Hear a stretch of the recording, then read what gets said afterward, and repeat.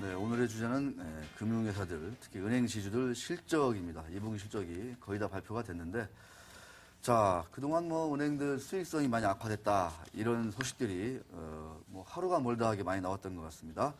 그런데 또 뭐 순이익이 줄어드는 가운데 또 은행들 임직원 연봉은 또 오히려 늘었다, 이래가지고 야, 이건 도대체 어떻게 봐야 되는 거냐, 다양한 지금 해석들이 나오고 있는데, 관련해서 우리 권순우 기자가 어제 리포트한 거를 먼저 한번 감상해 보시도록 하겠습니다.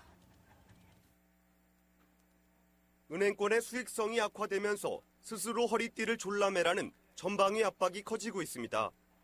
과연 은행들은 그동안 얼마나 방만하게 경영을 해왔을까? 머니투데이 방송이 국민, 우리, 신한, 하나 등 4대 은행을 대상으로 2005년과 2012년 경영지표를 분석한 결과 은행 직원들의 연봉은 8년 동안 남자 직원의 경우 40%, 여자 직원은 24% 늘었습니다. 가장 연봉이 많이 늘어난 은행은 KB국민은행으로 2005년 5,400만 원에서 7,700만 원으로 42%나 늘었고, 우리은행은 27%, 하나은행은 18% 늘었습니다. 은행의 순이익은 연봉 상승과 정반대의 모습을 나타냈습니다. KB국민은행의 당기 순이익은 오히려 42% 감소했고, 하나은행 역시 40%나 줄었습니다. 그런 와중에 은행들의 지점은 지속적으로 늘었습니다. 신한은행은 387개에서 895개로, 우리은행은 658개에서 915개로 늘었고, 하나은행은 564개에서 636개로, KB국민은행은 1064개에서 1145개로 늘었습니다. 4개 은행의 지점은 3591개로 지난해 하반기 기준 약 10% 정도가 적자를 기록한 것으로 알려졌습니다. 금융감독원은 18개 시중은행에 대해 지점을 정리하는 방안을 자체적으로 만들어 이번 주 중에 제출하도록 지도했습니다. 더불어 임직원의 성과보상 체계를 합리화하도록 유도하고 있습니다. 금감원 관계자는 분기별로 감축 방안을 내면 합리적인지 판단해 비현실적인 감축안에 대해서는 다시 제출하도록 요구할 예정이라고 말했습니다. 인터넷, 모바일 뱅킹이 늘어나면서 은행 창구에서 거래를 하는 비중은 12%에 불과합니다. 이런 현실의 변화를 무시한 채 지점 수를 대대적으로 늘린 은행들의 각성을 요구하는 목소리가 높습니다. 머니투데이 방송 권순우입니다. 네, 이대호 기자와 함께합니다. 이 기자, 네.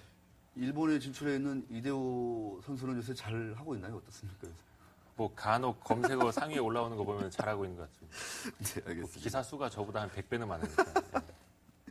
알겠습니다. 네. 제가 약간 분위기 차원에서 네. 이대호 선수 얘기를 좀 해봤습니다. 저만 잘하면 됩니다. 이대호 선수. 그렇습니다. 선수는 잘하고 있는데 이대호 기자만. 네. 자, 이 권순호 기자 리포트 보면요. 네. 참 이런 게 참 뭐랄까 세상의 변화인데 온라인 이 뱅킹, 이 모바일 뭐 인터넷 뱅킹 비중은 이제 12% 네. 밖에 안 된다고 해요. 근데 거래 비중이 그러니까 이제 은행 창구에서 하는 게 은행 창구에서. 그러니까 은행 창구 직접 대면 영업을 그러니까. 하는 게 한 12.3%밖에 안 됩니다. 네. 예. 근데 이제 이런 속에서 지점은 또 이렇게 늘어났다고 이제 그렇죠. 하니까. 지점 줄이기도 힘들고. 그러니까 지점이 당연히 수익성이 악화되는 건 뭐 어쩔 수 없는 거죠. 네, 그 당연한 길로 가고 있는데 사실상 은행이라는 조직이 그 상징성이 있잖아요. 그러니까요. 공익성, 공공성, 그리고 어떤 그 채용 시장에서 차지하는 비중도 많기 때문에 구조조정 쉽게 하지도 못하고. 저 고졸 많이 뽑아라고 해가지고 또 많이 뽑았잖아요. 그렇죠. 많이는 아니지만 그래도 상당수 뽑았잖아요. 또 여러 가지 또 담겨 있는 메시지가 많은데 이 기자 오늘 일단 금융지회사들 2분기 실적 발표가 이제 주제인데 현재까지 발표된 우리 지주사들 일단 실적을 한번 짚어봐 주셔야 될 것 같아요. 일단 그 가장 큰 4대 금융지주사 기준으로 말씀을 드릴게요. 네. 4대 지주 중에서 하나, KB, 신한이 현재까지 이제 실적을 발표했는데요. 네. 18일에 가장 먼저 실적을 내놓은 하나금융부터 한번 보겠습니다. 네. 뭐 먼저 실적을 내놓은 만큼 그렇게 완전 최악은 아닌 아니다. 걸로 나왔는데요. 일단 2분기 순이익, 금융회사니까 당연히 순이익을 기준으로 해서 봐야겠죠. 약 2,668억 5,500만 원 나왔습니다. 이게 1분기보다는 7.9% 줄어든 건데 지난해 2분기보다는 약 32% 늘어난 겁니다. 물론 이제 지난해 2분기가 좀 안 좋았다라는 역기저 효과도 좀 있었기 때문에 해석을 좀 해봐야 되는데요. 그 YGFN을 통해서 산출해본 시장 컨센서스가 2,476억 원이었습니다. 그러니까 시장 컨센서스를 웃돈 거죠. 순이익이 2,600억 원대니까. 자, 그런데 어닝 서프라이즈냐? 서프라이즈냐? 아니죠. 아. 왜냐하면 이제 실적 발표를 앞두고 최근 들어서 그 전망치가 아주 급격히 낮아졌거든요. 그러니까 눈높이가 많이 낮아져서 그렇지 결코 좋은 실적으로는 볼 수 없을 것 같습니다. 네. 그 내용을 보면은 뭐 하나 HSBC 자녀 지분을 매각한 데 따른 그 일회성 이익이 좀 담겨 아하. 있었고요. 그리고 충당금 환입 등으로 일시적인 이익이 담겨 있습니다. 또 손실을 좀 봐야죠. 역시나 뭐 STX 페노션의 뭐 기업 회생 절차 신청 등 STX 그룹 자율 협약에 따른 충당금 약 1,280억 원이 반영됐고요. 야. 또 2분기 말에는 1분기 말보다 환율이 좀 올랐습니다. 때문에 외화자산 환산 손실이 690억 원이 있었고 또 뭐 포스코를 비롯해서 이 투자 유가증권 감액 손실이 327억 원 주식들. 담겨 있었습니다. 네. 네. 대단합니다. 일회성 이익도 있고 손실도 있는데 눈에 띄는 게 이제 STX 이쪽 그룹 관련해서 이제 기업 회생에 따라서 이제 예. 충당금이 좀 상당히 반영이 됐다. 이렇게 지금 분석을 할 수가 있습니다. 예, KB 한번 볼까요? 예, KB 한번 보시죠. 예. KB가 26일 날 실적을 발표했습니다. 2분기 순이익이 1,635억 정도 나왔습니다. 참 자, 근데 한번 전년 동기비, 전분기비 숫자를 한번 보시죠. 참담하네. 마이너스 70%, KB 마이너스 60%. 아. 말 그대로 어닝 쇼크입니다. 그러니까 이게 시장 컨센서스가 한 3,300억 정도 됐거든요. 순이익이. 그 한 절반도 안 되는 거죠. 그러니까 실적 발표 뭐 한 하루 이틀 전까지도 일부 애널리스트들이 2천억 원대 초반에 어닝 쇼크가 예상이 된다. 이렇게 경고를 했는데 그것도 못 채운 겁니다. 대단하네요. 일시적인 뭐 비용 발생이 많았다고 하는데요. 역시나 뭐 포스코나 현대상선 등 보유한 유가증권에서 그 감액 손실, 뭐 손상 차손이라고도 그 표현을 하는데 이게 한 1,200억 이상 있었고 카자흐스탄 그 BCC 은행을 인수한 게 예전에 있었는데 여기 이제 여기 지금도 충당금 쌌나요? 지금도? 예 1분기에도 그러니까 뭐 이걸 예상 못한 애널리스트들도 있었는데 뭐 한 1,000억 이상 추가로 충당금이 인식이 됐습니다. 그렇군요. 그리고 역시 뭐 순이자 마진도 잠시 후에 시간이 되면 설명을 해드리겠습니다만 역시나 이자 마진도 악화가 됐고요. 좋은 게 하나도 없네요. 좋은 게 하나도 없어. 그러니까 특히나 또 KB 같은 경우에는 그 뭐 회장이나 행장이 또 바뀌었기 때문에 대부분 이제 수장이 교체된 그 시기에는 부실을 많이 털고 가는 게 좀 있지 않습니까? 일단은 클린하게 가는 거죠. 예, 네. 그런 게 좀 반영이 됐을 거다 이런 목소리도 있고요. 그렇습니다. 예. 자, 뭐 어제 실적 발표한 신한지주 한번 좀 보겠습니다. 신한금융지주는 이제 바로 어제 장 마감 이후에 실적 발표를 했는데 그나마 나왔습니다. 그래서 제일 선방했다 이런 그나마 평가를 받고 선방했다. 있는데요. 5,553억 2,800만 원. 하하. 뭐 1년 전보다야 당연히 이제 줄었죠. 12% 정도 줄었는데 그래도 1분기보다는 15% 정도 늘었고요.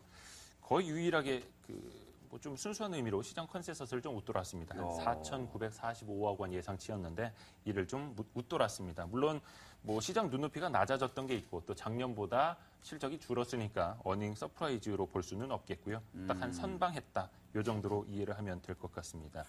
뭐 신한금융 같은 경우에는 뭐 역시나 STX 같은 뭐 기업 구조조정들 많았지만은 그래도 2분기 대손 비용이 1분기보다 35% 줄었다. 비용이 줄었다. 그리고 일회성 충당금 적립 요인이 소멸하면서 2분기의 대손 비용이 전분기보다는 줄었다. 이렇게 설명을 했습니다. 뭐 실적이 좀 주가에 많이 반영되는 것 같긴 한데 그나마 좀 신한지주가 뭐 KB에 비해서는 조금 더 나은 흐름을 좀 보이고 있다. 안정적이죠. 예, 그렇게 좀 그렇게 해석을 할 수 있을 것 같습니다. 오늘도 외국인이 신한지주를 좀 많이 산 듯한 그런 대응을 하고 있습니다.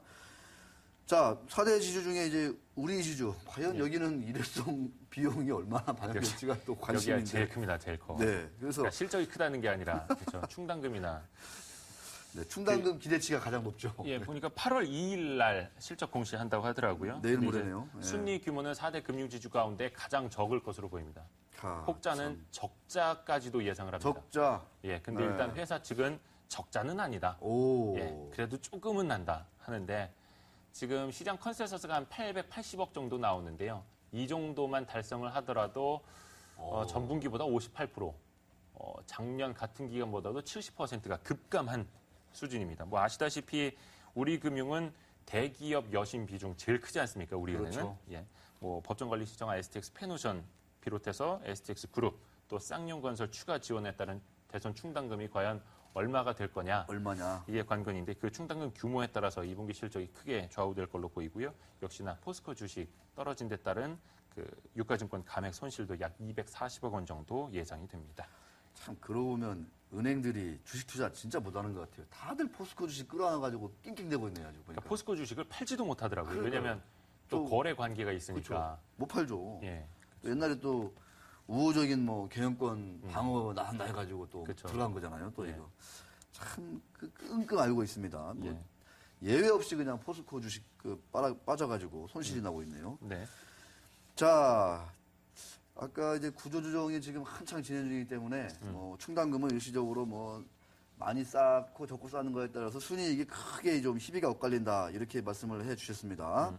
근데 또 이자이익이 오히려 요즘 또 준다 이런 거는 또 은행의 어떤 기본적인 장사인데요. 그렇죠. 은행 실적의 거의 뭐 80에서 그러니까요. 90%는 이제 이자 이익이 차지하고 있는데 뭐 이자 이익이 안 좋아지고 있는 거는 뭐 계속되는 흐름입니다. 그러니까 대표적으로 뭐 NIM, NIM이라고 표현을 하잖아요. 순이자 마진. 네. 근데 이걸 보면은 하나금융지주 같은 경우에 1.97%까지 떨어졌습니다. 1.97. 1분기보다도 5bp 정도 떨어진 거고요. 작년 2분기보다는 약 23bp 정도 하락한 건데요. 지금 하나금융 나오죠. 일반적으로 이제 은행은 더 낮게 나옵니다. 왜냐하면 이제 카드나 그렇죠. 다른 수익성 있는 게 더해지면 조금 더 개선이 돼 보이는데 은행만 났을 때는 굉장히 좀 낮아지죠. 그리고 하나은행도 그렇고 외환은행도 그렇고 외환은행은 아직 이제 카드 분사를 하지 않았으니까 아직은, 좀 좋아 보이긴 하는데 다들 이제 전 분기 그리고 전년 동기 대비로 하락을 했습니다. 앞에 좀 마이너스 표시가 안 되어 있네요. 보니까 근데 이제 전 분기 대비 전년 동기 대비 저게 다 5bp, 뭐 23, 24, 29bp씩 다들 이제 마이너스다. 예, 된 겁니다. 이 때문에 보시는 것처럼 이자 수익이 뭐 1년 전보다 10% 이상 줄었고요.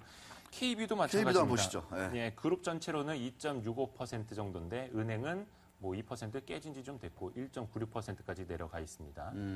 역시나 이렇게 마진이 악화되다 보니까 이자 수익도 줄어들 수밖에 없고요. 뭐 신한도 마찬가지입니다. 예. 신한도 1.74%까지 은행 기준으로 이렇게 내려와 있고 역시나 마찬가지로 마이너스 표시가 안 돼서 그렇지. 예, 지금 다 0.04, 0.28 정도 마이너스 된 겁니다. 때문에 뭐 역시나 마찬가지로 신한도 이자 수익 줄어들었고요. 이게 2%가 깨졌네요, 보니까. 그렇죠. 예. 참 대단합니다. 예. 신한지주까지 쭉 훑어봤는데, 그러면요, 뭐 구조조정 때문에 충당금은 계속 또 쌓아야 되고, 근데 본업인 뭐 이자 마진은 또 줄고, 그 뭐 어떻게 돌파구를 찾아야 되는 건지, 이제 뭐 어떻게 좀 은행들이 그래서 앞으로 뭘 좀 돌파구를 찾고 있나요? 그냥 끌어안고 근데 있는 사실상 예대 마진은 은행이 개선하려 한다고 해서 할 수가 있는 게 아니지 않습니까? 네. 시장 흐름으로 가는 거니까 또 뭐 예금 금리는 확 낮추고 대출 금리는 올리면 또 지탄의 대상이 되니까 그도 쉽게 생각을 할 수가 없는 상황이고요. 선뜻 올릴 수가 없는 거잖아요, 또. 그렇죠. 또 큰일 나죠. 어제 또 한국은행이 발표한 게 있는데 그 예대 금리 차이, 예금과 대출 금리 차이를 보니까 잔액 기준으로는 2.6%로 5월과 마찬가지로 또 역시 사상 최저 수준이 이어졌고 신규 취급액 기준으로 봤을 때도 1.86%로 한 달 사이에 0.09%포인트 또 떨어졌습니다. 이게 좀 연초에 개선이 되다가 네. 다시 떨어졌죠. 알겠습니다. 참 시간이 많으면 많이 짚어보면 좋겠는데. 자, 근데 그런 와중에도 이 STX 그룹 자율협약, 우리 지금 자금을 지원하냐 마냐 하고 있는데 은행들 입장에서는 부실채권으로 지정해주면 우리는 지원 안 할래 이렇게 버텼거든요. 예. 근데 이제 금감원이 조금 입장이 좀 바뀌었다 이런 얘기 있는데 이 지금 뜨거운 지금 이슈가 되고 있는데 이것도 한번 잠깐 좀 짚어주시죠, 우리 예. 이 기자가. 이거 좀 어려운 문제긴 한데 네. 쉽게 설명을 해드리면 그 자율협약에 들어갔죠. STX 그룹 각 계열사들이 페노션을 빼고. 그러니까요. 그러니까 여기에 이제 자율협약에 은행들이 돈을 지원을 해줘야 되는데 돈을 지원해 주는 즉시 부실 자산으로 분류를 하라. 이게 감독 당국의 가이드라인이었습니다. 그러면 부실 자산으로 하면은 지원을 하자마자 맞아? 최소한 20% 이상을 충당금으로 적립을 해야 되는 거거든요. 그러니까 은행 입장에서는 아니 그럼 부실 여신으로 정리한다는 것 자체가 회수 가능성을 낮게 보는 것 아니냐. 그러면 회수 가능성이 낮아 보이는 안 좋은 기업에 왜 은행 보고 돈을 또 지원하라 하고 또 지원을 하자마자 또 부실 여신으로 분류를 하게 하느냐. 이렇게도 이제 항변을 많이 하고 있었는데 기존에는 이제 당국이 부실 여신으로, 즉 고정 이하 여신으로 분류를 하라 하다가 이제는 최근에 바로 야, 어제였습니다. 어제. 그냥 요 주의 정도로만 분류를 해도 된다. 아. 은행 자율에 맡기기로 이렇게 했습니다. 맡기겠다. 뭐 간단히 설명을 해드리면 그 부실 여신은 정상 요주의 고정. 부실 여신이 아니죠. 여신은 네, 정상 정상 요주의 요주의. 고정 회수임은 추정 순시 이렇게 5개 단계로 구분을 하게 되는데 보시는 것처럼 요주의랑 고정 사이 그 충당금을 적립하는 그 비중을 보면 거의 한 3배 가까이 차이가 그러니까요. 납니다. 그러니까 은행은 엄청난 거죠. STX 그룹에 지원을 해주는 돈을 요주의로 분류하느냐, 고정으로 분류하느냐에 따라서 충당금이 엄청나게 차이가 나는 거죠. 네. 예, 해서 좀 반발이 심했던 겁니다. 그렇습니다. 자, 지금 뜨거운 감자가 되고 있는 STX 지원에 대해서 충당금을 어떤 기준으로 쌓을 것인지 이 기자가 짚어봤습니다. 네. 자, 끝으로 은행 지시자들 이제 앞으로 실적이 예. 더 중요한 거 아니겠어요? 투자자나 또 은행에서 또 경영 전략을 짜시는 분들. 자, 전문가들 어떻게 지금 뭐 예측이라고 해야 되나요? 이제 판단을 어떻게 하고 있습니까? 대략적으로 봤을 때 한 10대 7 정도로 은행 실적이 좀 그래도 개선될 거다 이렇게들 보는데 바닥은 지났다. 뭐 대부분 애널리스트 분들이 하시는 말이 다 그렇잖아요. 늘 바닥은 지났다, 최악은 지났다, 3, 4분기는 나아질 거다 이야기하는데 아직까지도 뭐 중립이나 그 매도 리포트들은 좀 나옵니다. 예, 준비한 화면이 있는데요. 네, 있습니다. 지금 요거 이제 뭐 하나대투나 메리츠증권에서는 이제 뭐 하반기엔 나아질 거다, 바닥을 지나고 있다 이렇게 긍정적으로 보고 있는데요. 또 부정적인 시각도 있습니다. 다른 걸 한번 볼까요? 네. 예. 자, 뭐 현대증권, 이트레이드증권 여기는 긍정적. 예.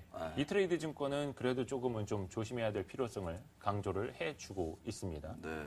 그리고 또 키움증권 같은 경우에는 역시나 예대금리 아직 좋지 않다. 뭐 이렇게 좋아질 기미가 아직은 크게 없다. 보이지 않는다. 이렇게 설명을 하고 있습니다. 아니 배당이라도 많이 주면은 뭐 주가가 싸니까 워낙 예. 좀 그거 연말에 또 배당 주니까 들어갈 만한데 요새도 배당 주지 마라 이런 게 또 저 위에서 그런 시각인가요? 뭐 주주들 입장에서야 배당 많이 주면 그러니까. 좋은데 또 은행은 최근에 이제 수익성 안 좋아지고 건전성이 악화되다 보니까 내부에 좀 유보를 해두고 위기에 대비를 해야 된다 해서 배당은 좀 가급적 줄여라 이게 당국의 지시인데 해서 또 뭐 주주들 입장에서는 좋을 게 없죠. 예. 그러니까 더더욱 또 이렇게 글쎄요 좀 은행주 우리 이 기자는 좀 뭐 개인적으로 아니면 또 출입하는 기자로서 은행주 뭐 PBR은 역사적인 최저다 얘기는 많이 하는데 거의 어떻습니까 좀? PBR은 뭐 0.5배, 0.6배 이렇게들 이야기를 하는데 네. 다들 이야기하는 것처럼 자산 가치와 비교해 봤을 때 싸기는 쌉니다. 싸기는 싸다. 근데 문제는 언제까지 쌀지 모른다. 앞으로 더 싸질 수도 있어 보인다. 이거잖아요. 네. 그러니까 사실상 뭐 기관들도 마찬가지고 포트폴리오 차원에서 어느 정도 시가총액 비중 중에서 맞춰서 가는 거는 좀 있는데 뭐 그 비중을 더 확대할 정도 그러니까 포트폴리오에서 더 많이 담을 정도의 메리트는 거의 뭐 없다는 거죠. 예.